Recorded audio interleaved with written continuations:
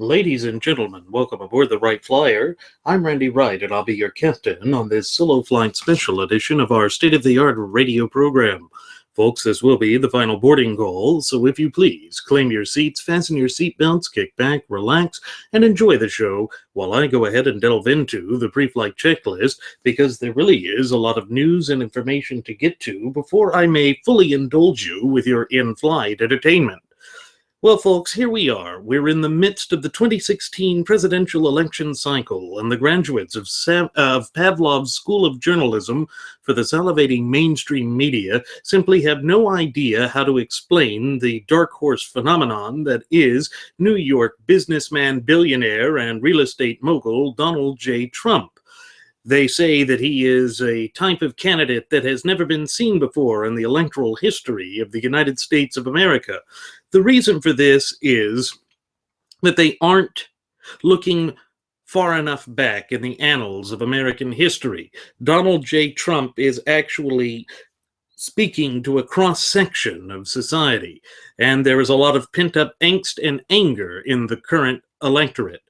We've heard the conservative pundits from Rush Limbaugh to various other anchormen claim that Donald J. Trump is a response to the anger of the American electorate, that he is tapping into this source of pent-up energy and frustration, and that is the wave that he is riding in to almost being an unstoppable force, meaning that there's almost no way now to stop him from becoming the actual and ultimate nominee for the gutless opposition party, or GOP.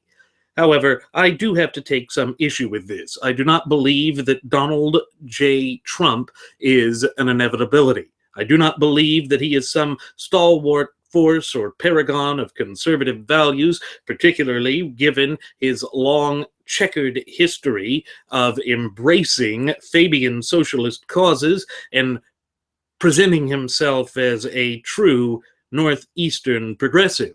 I do not believe that that will carry well with the base of the party, and I don't think that it's going to do any favors for the GOP in the long term. And as I delve into that a little more deeply, I'm actually going to explain this and explore this in a historical context, because I've always found that history is by far, bar none, the greatest teacher that we have, because in history we see all of the circumstances and all of the situations that would allow us to predict what might happen in the future. It is one of the best measuring sticks to make predictions, and it clearly helps our accuracy with respect to that. And with everything that is happening in this election cycle, one would think that this is something that America has never seen before, but actually it has. And to really go back to a time when this had occurred, or when this had happened, we have to go back to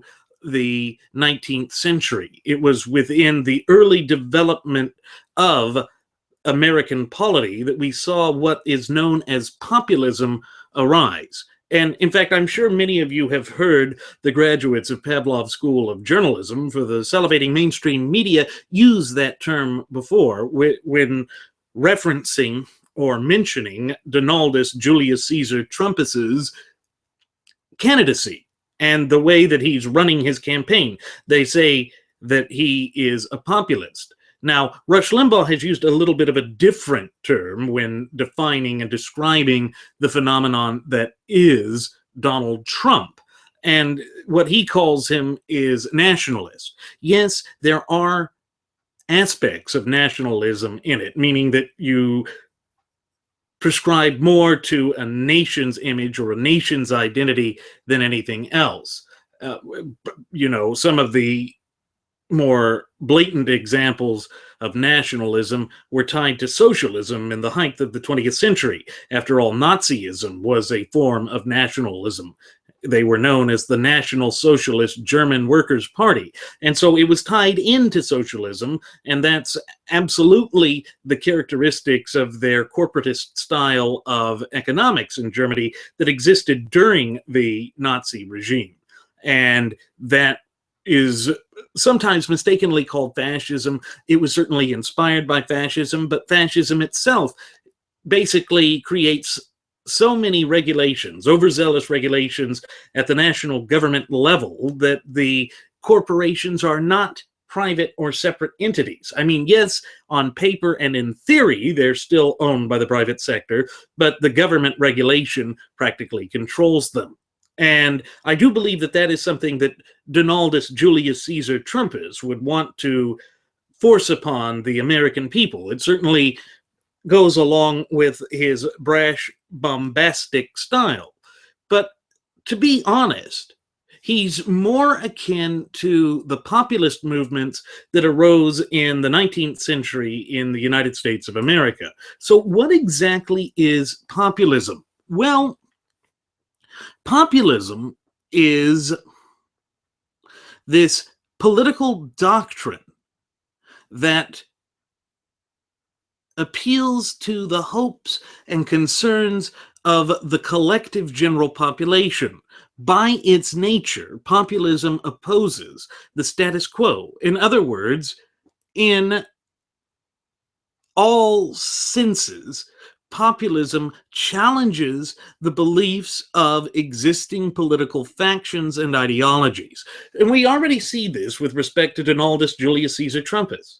We've heard Rush Limbaugh speak into his microphone that the so-called establishment wing of the gutless opposition party simply doesn't get Donald Trump, that the anger that Donald Trump has tapped into is not a mere temper tantrum, it is something that resonates with the American population, and that this anger of the voting base of the Republican Party of being ignored and lied to time and again by the detente wing of the gutless opposition party is an actual movement. I'm not going to deny that. There is absolute anger with the gutless opposition party. And Trump, or I mean not Trump, but Rush says that this is tapping into kind of a class warfare ideology on the right, that the blue-collar or working-class members of the Republican Party associate with and identify with what Trump is saying, that they feel as though the establishment of the party thumbs their nose at the actual base of the party. And in fact, this is why Rush said that Donald J. Trump was so popular and received such raucous applause when he said that he loves the poorly educated. And yes, there may be that element to it. Certainly the country club mentality that exists within the detente wing of the gutless opposition party would look down upon the base. Where I start to have a problem with this is anyone who is a part of government, even though they were standing as a stalwart alone, filibustering against the detente wing and doing everything they could to stand up for their constituents. I'm speaking primarily here of Texas Senator Ted Cruz, that somehow gets them lumped in with the establishment. Yes, anti-establishmentarianism is a popular wave right now, and that is certainly a keystone of the populist movement that we saw in America's past. And I'm going to link this to Donaldus Julius Caesar Trumpus because there really is a historical link and comparison that you can make here. Because when you look at the populist message of the past, and I'm speaking particularly here of the early to late 19th century, I mean, populism basically spanned that entire century except for the actual period of the Civil War itself. And it dominated that period. It absolutely defined American politics. But the way that historical revisionism has basically gotten its clutches into our institutions of education all throughout this country. We don't have a strong understanding of the political movements that existed at that time. Yes, a few people do, and yes, those who go out and are politico by nature and just delve into this stuff as a hobby, such as me here, yes, we have come to an understanding of this era, but it's a different time, really. And what I mean by that, when I say that it's a different time, it's that for so long now we've had a stabilized or somewhat fixed system that explains who we are, what our politics are, and it's been relatively unchanging for the past 60 years. Yes, there are changes. Yes, changes have occurred. Now, that said, what needs to be taken into consideration here is the fact that the 19th century was still developmental for the United States. We were still trying to find out who we were as a nation. You figure in at the War of 1812, we were still battling with the British in order to firmly entrench our identity and to secure the future of this nation. But that said, we still weren't entirely sure how this representative republic of ours would actually and absolutely work. And so it required that the American population do a bit of soul searching in order to discover who they were and what they believed and how they expected things to play out in the long term. And that was no easy task. It was quite divisive, and it did lead to great divisions within the American population, and that would eventually lead to the Civil War itself. So let's delve in a little bit into what the populist movement was. We've already defined populism, but what was the history of it? Well, America has experienced populist trends in the past. The first truly populist movement was the Know-Nothing political party, or the Know-Nothing movement. Back in the 1840s, the Irish potato blight triggered a terrible mass famine in Ireland. The Irish population had relied heavily on the potato as their primary food source. It was a very nutrient-rich plant or root that had been brought over from the New World, and the Irish could afford it because it really was an affordable system or food supply, and so they saw a way to have a population boom, and they did. But all of a sudden, because they, for convenience sake and due to the lack of infrastructure and supply for it, they had just one type of potato. And this particular type of potato was very susceptible to a blight, and that blight absolutely led to the breakdown of their food supply, and it led to this mass famine and starvation. And so you see just massive waves of the Irish leaving their homeland, immigrating to the New World, and this created all sorts of political upheaval and turmoil within the United States. It led to the creation of the Know-Nothings, who basically embraced this ideology of nativism. They despised and detested anything that they saw as outsider, which certainly the Irish were. Think about it. The Irish were Roman Catholic. Most of the northeastern population of the United States were Protestant, and they were also mostly Anglo-Saxon, and there was some of that old type of stereotypical hatred of the Irish from the time when they were part of England, meaning when America was part of the English colonies, because that old hatred just simmered. It never went away. And in fact, in many respects, it's still with us to this day, although much less stringent, much less on the surface or recognizable. So we see all of these elements are playing together. And so this leads to this nativist movement in the United States. And we see that this mass wave of immigration really churns up some fear within the burgeoning industrial working class.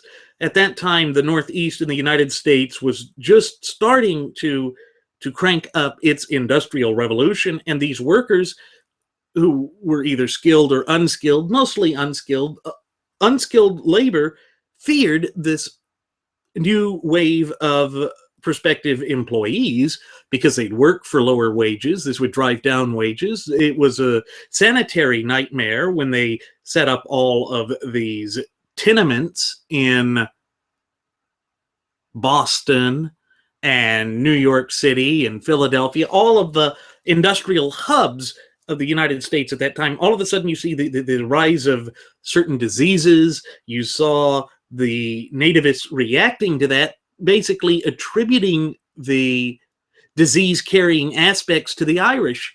And it really was a kind of visceral response that the Know-Nothings had. And so in response to all of this, you have this political movement rise up. And the Know-Nothing movement, at its core, is responsive. It's absolutely a reactionary type of political force, and it reacted to the concerns of the general population. They based their entire platform on three fundamental policies. First is nativism. That is, they're going to put the interests of what they called native-born Americans, meaning those who have been here since the inception of the country, first. Second is that they would secure wages for the industrial workers because that formed the heart of this political movement. And thirdly, they were anti-Catholic. And this, too, was just reactionary to this wave of new immigrants. They literally felt that it was going to change the face of the country. Now, if you stop and compare that to what we're experiencing right now, it's a little different in that the Irish were absolutely legal immigrants. But this idea of a demographics change, that certainly is a similar fear as to what we have in the United States of America today with all that's going on with these waves of illegal aliens. And in a way, it's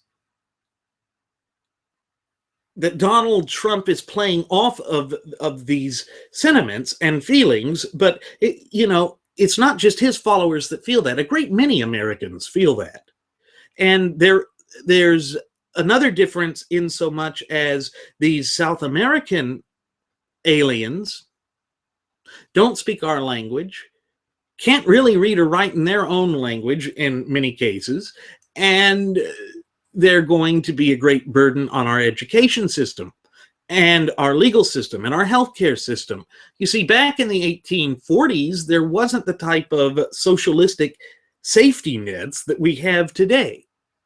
And we already see that the politicians are pandering to give these illegal aliens access to welfare and to create this permanent underclass so that everybody who is politically connected somehow gets a payoff from it. The Democrats are looking at this as a permanent source of voters who are going to keep voting for whoever is going to give them the most goodies for nothing. And the Republicans are looking at this as a chance to get cheap labor with their buddies in the chambers of commerce. So all of a sudden, that makes the conditions ripe for a populist type movement and a populist style candidate to really take root and take off. And any candidate that's going to sit there and say, come, either by hook or by crook, we're going to find a way to solve all of these problems, and we're going to kick these people out, and we're going to put nativist interests first, that becomes very popular. It cements with the people and resonates with the people, and they will flock to that. And I absolutely think that's what you're getting with respect to Donaldus Julius Caesar Trumpus. He is striking a chord with the base of the party. And it's not just the blue-collar workers, it's also the so-called highly educated, those with a graduate degree or postgraduate degree, because they too see that with this push for the H-1B1 visas, or those special skilled foreign aliens, worker visa type things, that they too will be challenged for employment positions, and it's going to drive down wages. Now, what's interesting about this is that Donald has not been consistent with any of it. He's fluctuated on his position with respect to the H-1B1 visas. He has softened his position on illegal aliens and how we're going to deal with them. He even has provisions within his immigration plan that would allow for what is known as Touchback Amnesty, which is absolutely contrary to the clear and concise language of our shared Constitution. So what exactly is Touchback Amnesty? That's where you deport the illegal aliens that have entered this country, committed a crime, and been incarcerated, back to their country of origin. And then if they try and come back in, it would be a felony. That's the way that our immigration laws are written. And Touchback Amnesty would say, go ahead and let them on in if they come back legally, pay a couple of fines, this path to citizenship after they've been deported. It's putting them at the back of the line and then making them go through the legal auspices. Unfortunately, that would go against the clear and concise language of our shared Constitution. And as Jeremy and I have constantly reiterated on past episodes of the Wright Flyer, anything that is violative of the direct language of our shared Constitution is illegal. It's null and void. Void ab initio, meaning, inapplicable from the beginning. And the reason for that is when you look at Article 6, Clause 2 of the United States Constitution, it clearly states in no uncertain terms that the United States Constitution itself is the supreme law of the land. So, therefore, anything that is contrary to the Constitution is absolutely against the law. And so that is a major sticking point and problem that a lot of your die-in-the-wool conservatives, your pure constitutionalists, have with Donaldus Julius Caesar Trumpus's plan, because it absolutely goes against the grain of our shared Constitution. And therefore, it is basically allowing there to be a selective enforcement of the law. But if you recall, the United States of America is a nation of laws, not of men. That's the whole notion and idea under the principle of equal protection under the law. We have to have the laws be enforced in level-handed, even fashion. Otherwise, we're going against the foundational image that our founding fathers had for this country, dating back to its inception over 230 years ago. And that's really, really important, because it goes to the heart of our sovereignty. It goes to the heart of our national identity. And so already we see a bit of contradiction with Donald Trump's populist message and the way that he is going to sit there and say that everything is negotiable. Well, populism didn't see everything as negotiable.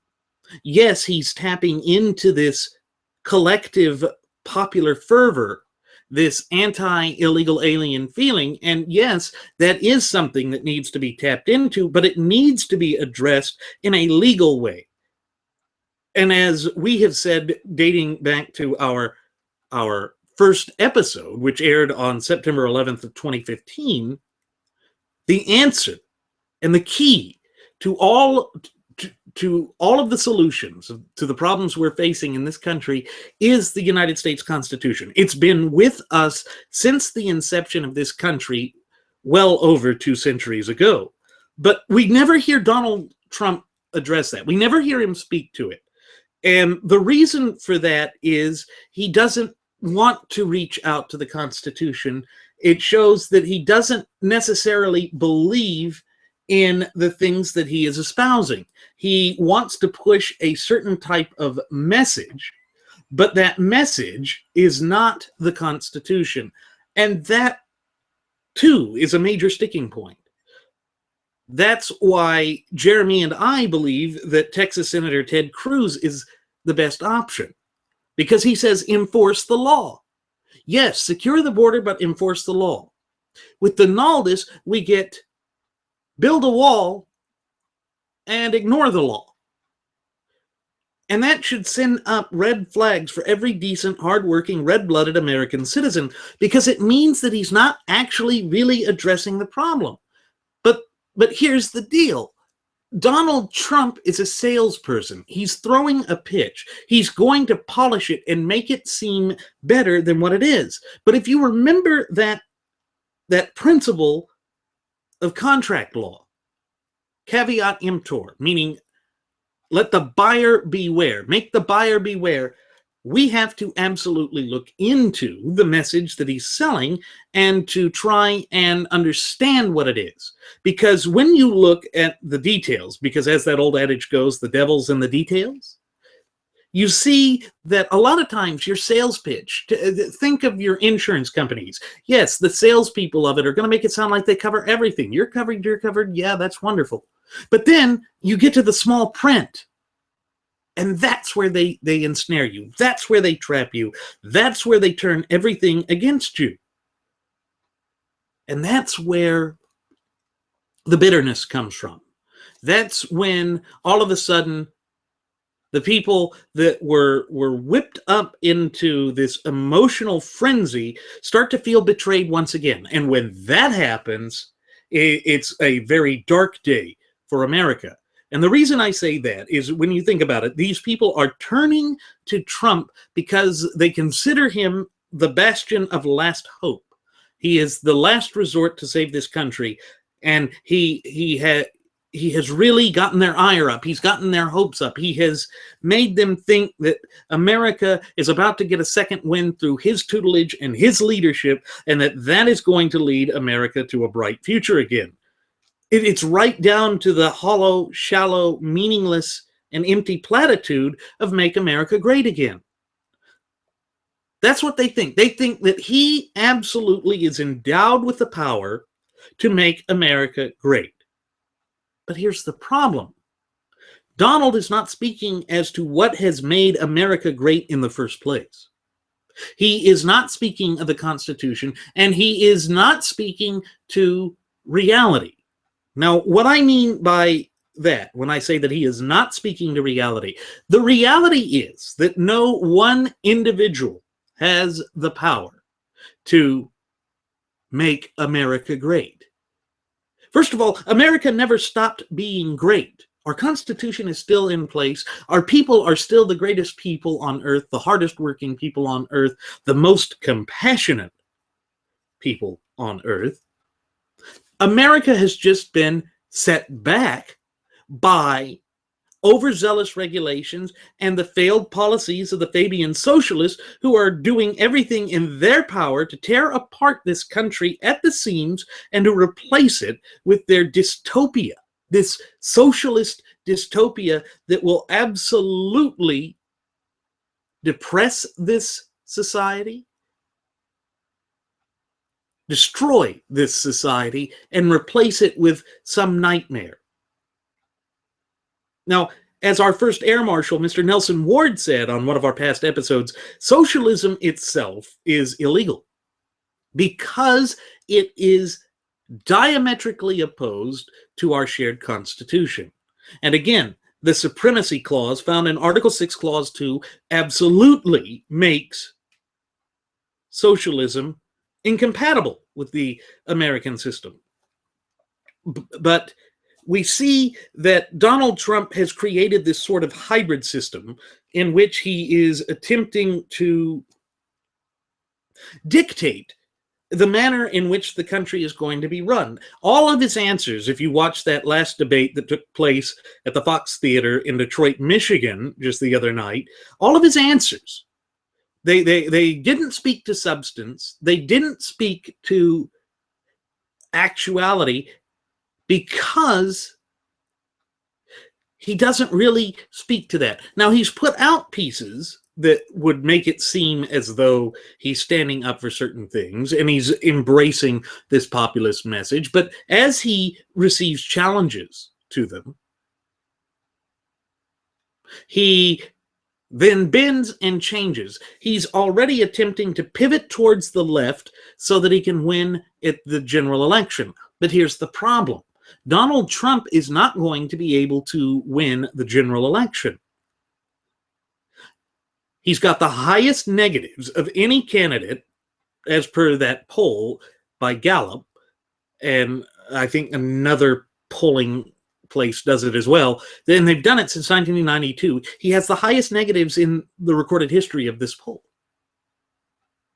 And nobody who has negatives even approaching his has ever secured the highest office in the land.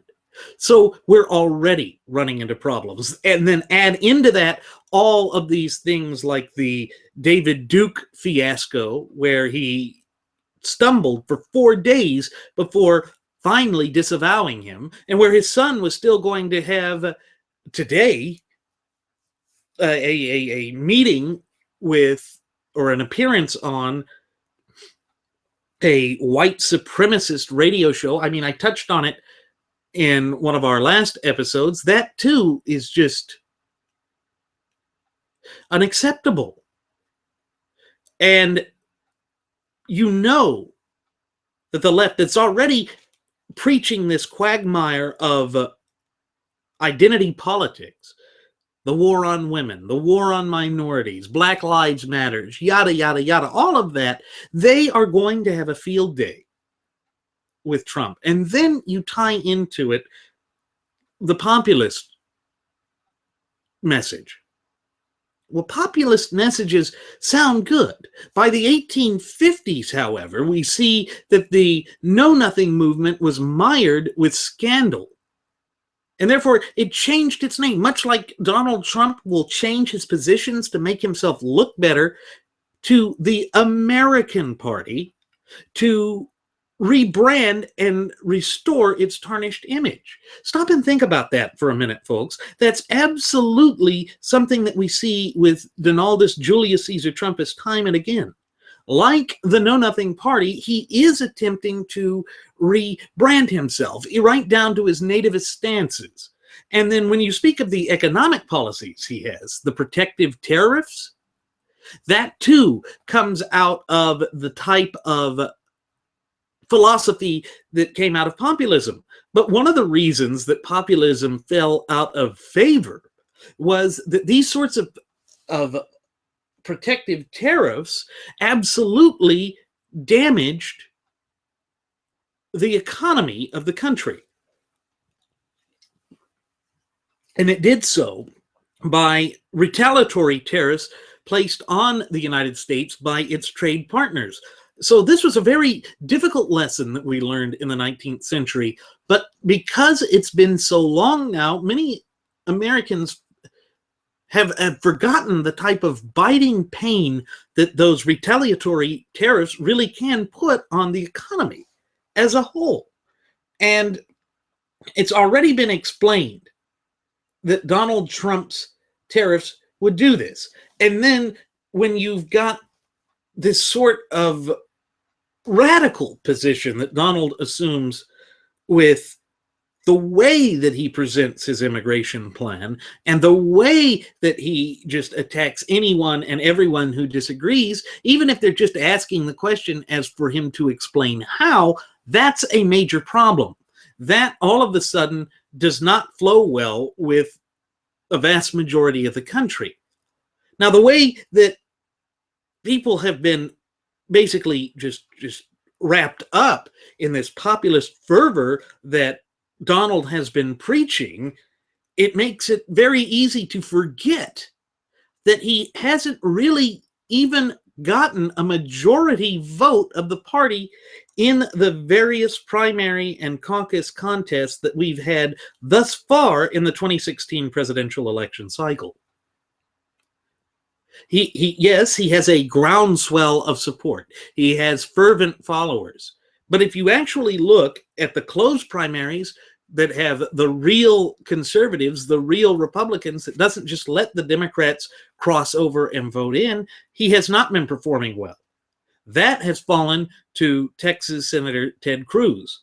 Now, folks, if you stop and think about that for a moment, it makes a lot of sense. The reason it makes a lot of sense is as people learn more and more about what Ted Cruz has done as senator for my home state of Texas, they see that he's kept his word. They see that he stands up to people. Now, Donald has tried to make it a negative that Cruz doesn't have friends up in D.C. Wait a minute. The people that are up in D.C., the cronies that are up in D.C., the proponents of crony capitalism, which Donald Trump has funded with his own money in his own campaign contributions, they are not someone you want to have as friends if your entire purpose, which America's entire purpose ought to be, is returning the country and the government to the strict adherence to the Constitution, and I mean at all levels of government, then these people who have positioned themselves in such a way as to be diametrically opposed to that, of course they're not going to support you. You're taking away their goodies. You're taking away their toys. You're destroying the type of smoke-filled backroom deals that they love. And you know, you're stopping their ability to sneak things in, to sneak pork barrel spending and pet projects into the bills because you're standing up for the Constitution. That is what Ted Cruz has done. And yes, that's not going to be, make him well liked by the corrupt edifice of modern American politics. But stop and think about that for a minute, folks. Is that really a bad thing? I don't think so. And the other thing that I hear parroted with respect to Donald Trump is he can do deals. He's a deal maker. He's even come out and said in front of the cameras of the graduates of Pavlov School of Journalism for the salivating mainstream media that he has a good working relationship with Nancy Pelosi and dingy Harry Reid. Folks, I know that his message is all rainbows, unicorns, and lollipops, but when you feel the effect of gravity pulling you back down to reality, you have to come to the realization that what he's saying is the very thing we loathe and despise about what happened in the midst of the midterm elections of November of 2014. Remember, the gutless opposition party made all these verbose and grandiose promises that they would stand up to Obamacare, that they would stop it, and that they would turn this economy around, that they would absolutely hold firm on their principles. And then they completely quit. Now, Trump says that's just because they're idiots, they're fools, and they're bad negotiators. No, it goes beyond that. They know exactly what they're doing.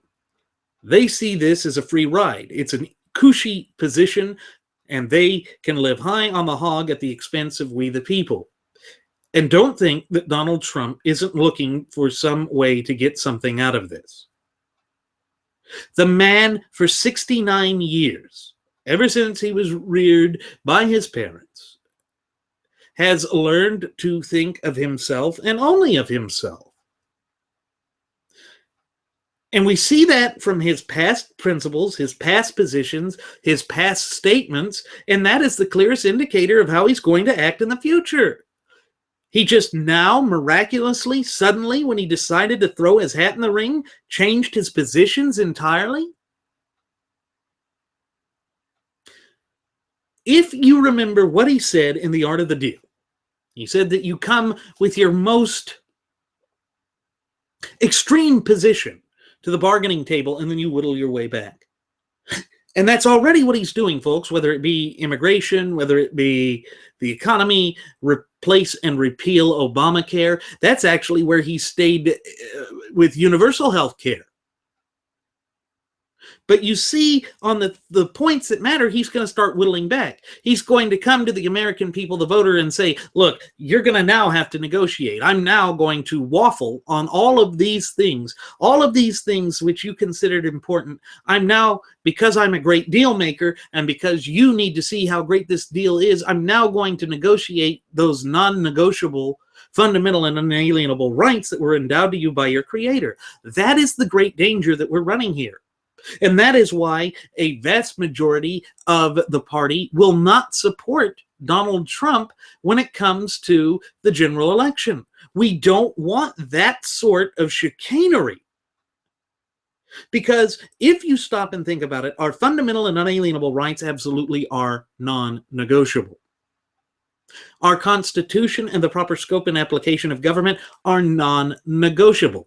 The separations of power between the legislative branch, the executive branch, and the judicial branch of government, that is non-negotiable. But Trump has already stated to the salivating mainstream media that everything is negotiable. Those are major, major problems. And it would even go against the populist message that he has currently been running on. And so we see that he is a little bit like the KnowNothings that changed their name to the American Party. He's already said that he speaks for everybody. The American Party said that too. You could see that in the name that they adopted for themselves, the American Party. It sounds like they represent all of America, right? Well, what did they do? They pushed to implement strict protectionist tariffs, much like Trump. The tariffs were wildly unpopular in the agrarian South, and that helped lead to the divisions that ultimately caused the American Civil War. So you see, folks, already, when you look at what the populist message is and what it stands for, and what it's accomplished, it has led to nothing but division of the American people. And when we are divided in such a way, it leads to chaos and anarchy and destruction and death and privation. And that's certainly not something that we want to see in this great representative republic of ours right now. But that is what Donald is doing. Ever since he officially first threw his hat in the ring, he has been dividing the American people. But more succinctly, he has been dividing the conservatives, pitting conservative against conservative.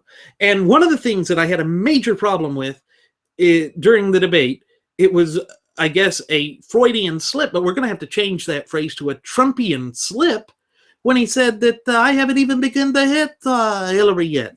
That's a problem, Donald. You've been hitting your opponents in this party, and that's it. You have not been hitting Hillary. And I think that that might be because you're a plant, that you're here to make the party so hopelessly divided that A, they're going to pick a candidate that can't win, you, or B, it's going to go to a brokered convention, and then you're going to run third party, and that's going to divide us so much that we can't win, sort of like a repeat of 1992 with Ross Perot. And folks, don't forget that Donald Trump was a part of Ross Perot's so-called Reform Party. Now, here's where it gets interesting again. You remember when all of that hullabaloo happened with respect to David Duke, the former Grand Wizard of the Ku Klux Klan, unofficially endorsing Trump. Trump said on Jake Clapper's show on CNN that he didn't know who David Duke was. And then he said it was a bad earpiece, but he didn't know what group David Duke was associated with. That's absolute malarkey, because back in 2000, he penned an editorial article for the New York Times in which he stated that the primary impetus for him leaving Ross Perot's Reform Party was the membership of, that white bigot David Duke. So again, he flip-flops on all of these issues if he thinks that there's some sort of political expedience that he can get out of it. That is a major problem, because you know that the Fabian socialists like Hillary and Whiteface Boy and me Santos are absolutely going to tear him up in the general election. Right now, he's been a bit of the Teflon Donny boy because the media has been reserved in their attacks on him. The media is betting on him, banking on him becoming the nominee for the gutless opposition party, or GOP, because he will be the most easy to defeat. And this goes back to something that Rush Limbaugh did back in the 2008 election. I think he called it Operation Chaos. He told us to cross over and vote for Barack Hussein Obama because he would be the most unelectable candidate. He thought that would work, but no, that came back to bite us. He was playing into the strengths of the left. But here, the left is going to play into the strengths of the left.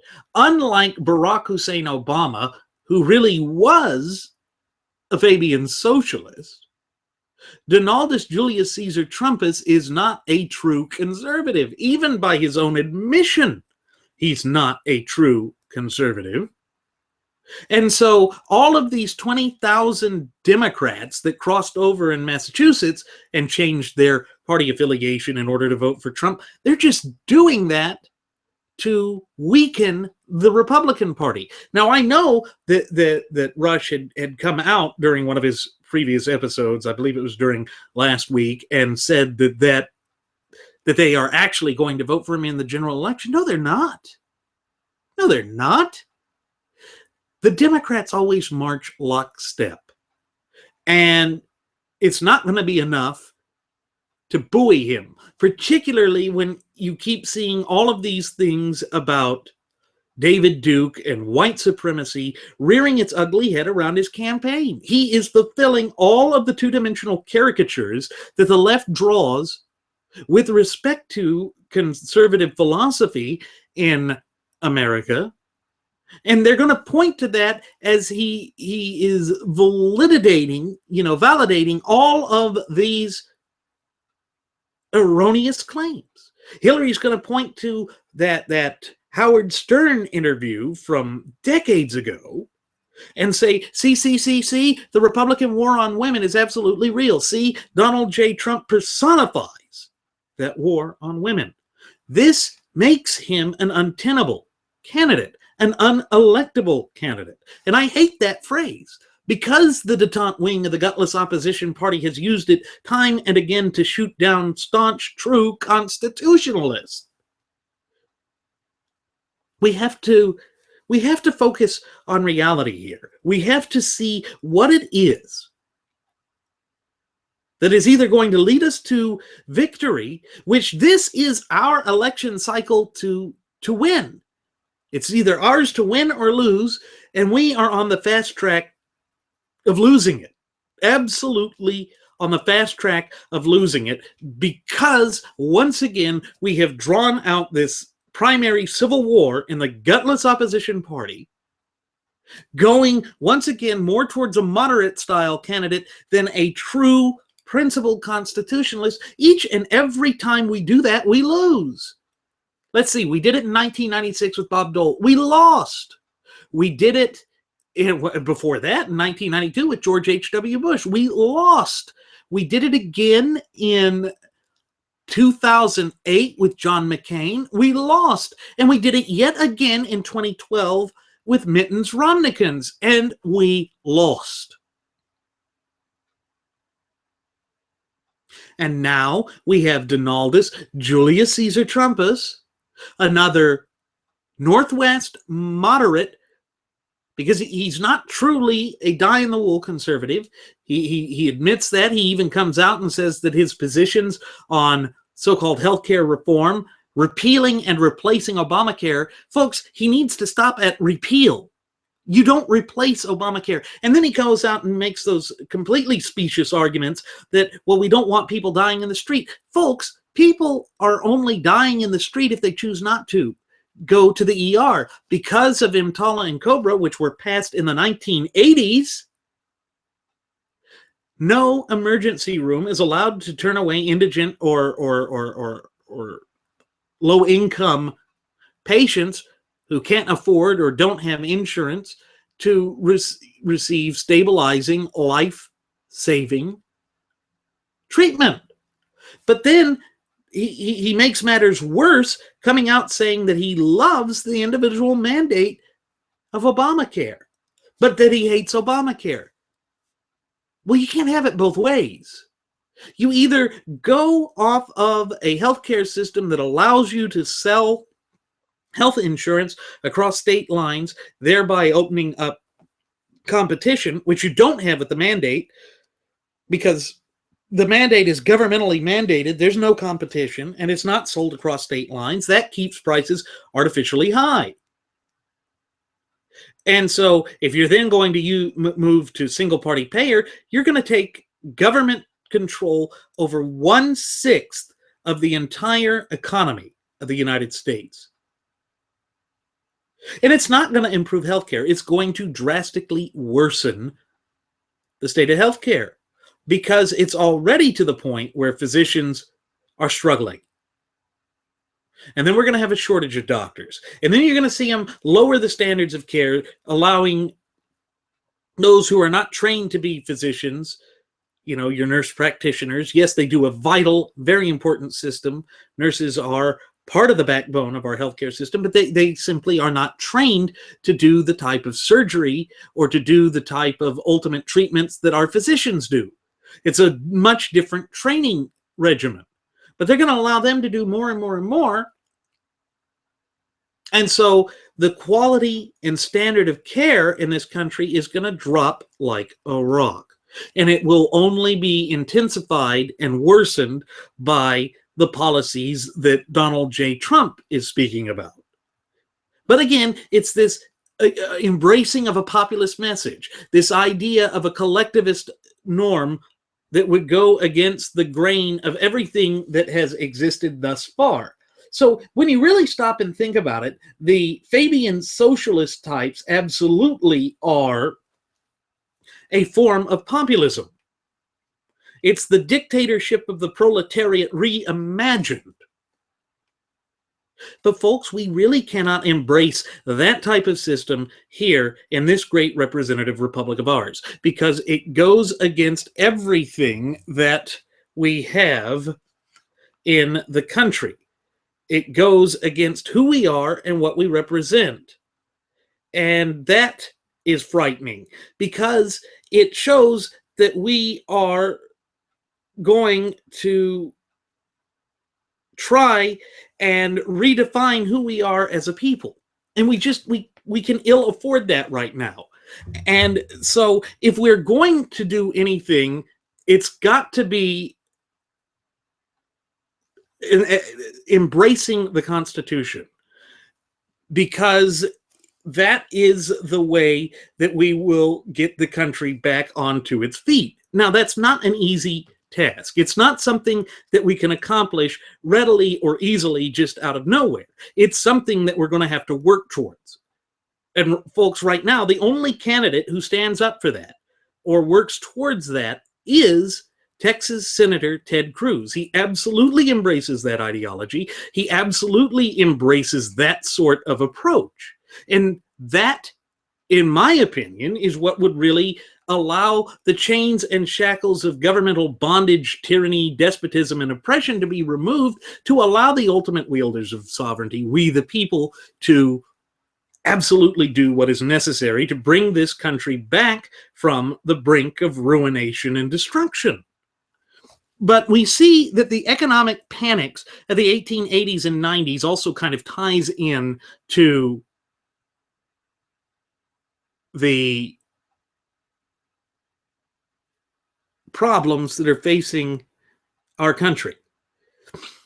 Back then, in post-Civil War America, America experienced a bunch of boom and bust cycles. And these panics were basically depressions. They were called panics up until the Great Depression, you know, the stock market crash of October of 1929. That was really when we started to change what they were called and how we referred to them.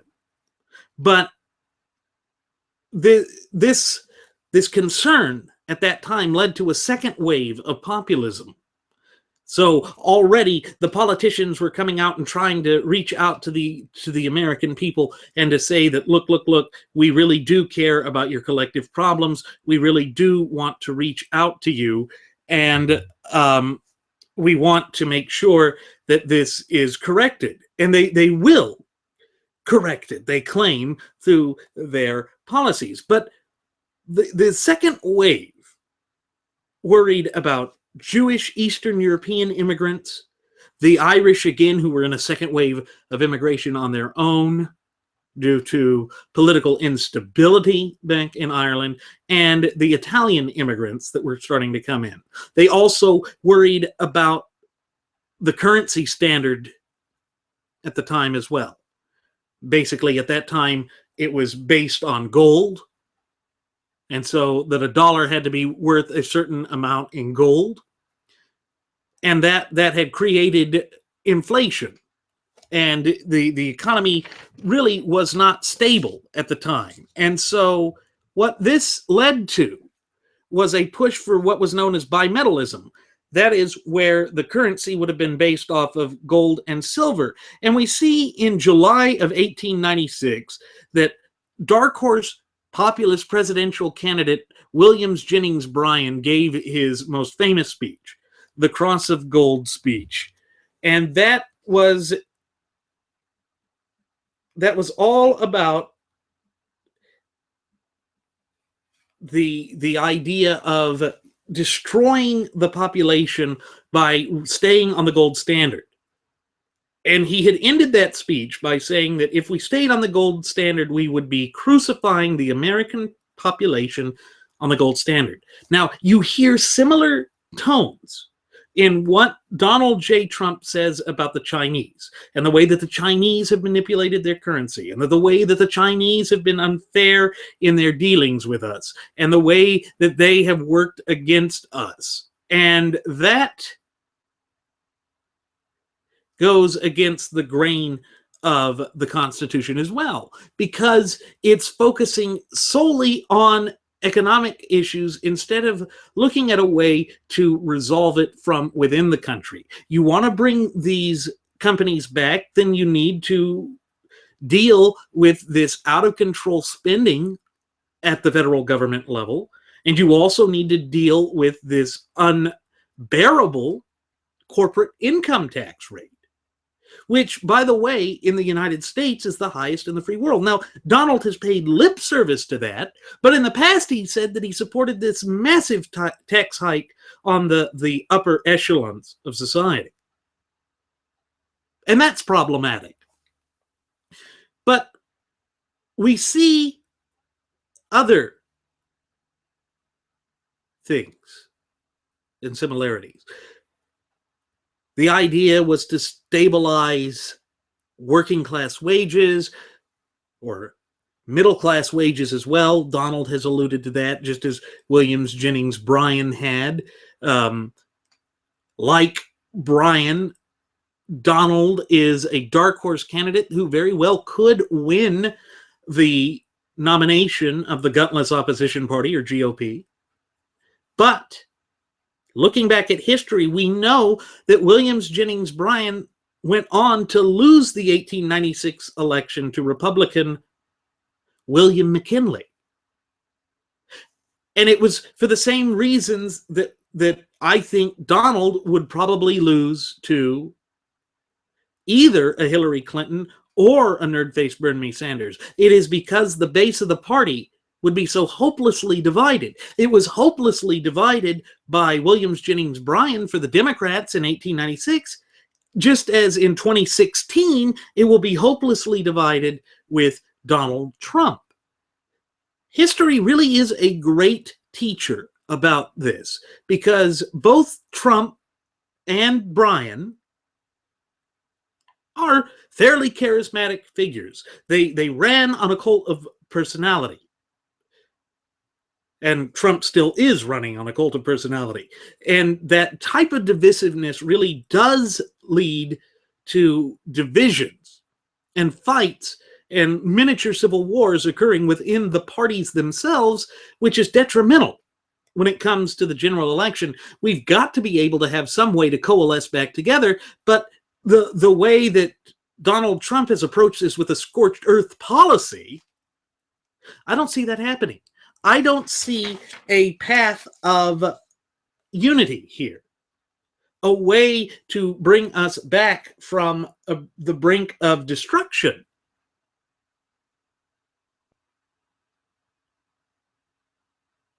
And that's troubling. But if we see that we can coalesce behind a true constitutionalist that could earn the vast majority support of the party, which I believe that Ted Cruz absolutely could. I disagree with Rush on that aspect, particularly if Marco Rubio was willing to become the vice presidential candidate for for Cruz, then yes, I could see the establishment falling behind that. That would be like the 1980 election with Ronald Reagan and his VP choice of George Herbert Walker Bush. And remember, that was a very heated and contentious primary cycle. But it led to a landslide victory in the general election. And we could see a similar type of landslide victory here in 2016. And it's also kind of a repeat of Calvin Coolidge.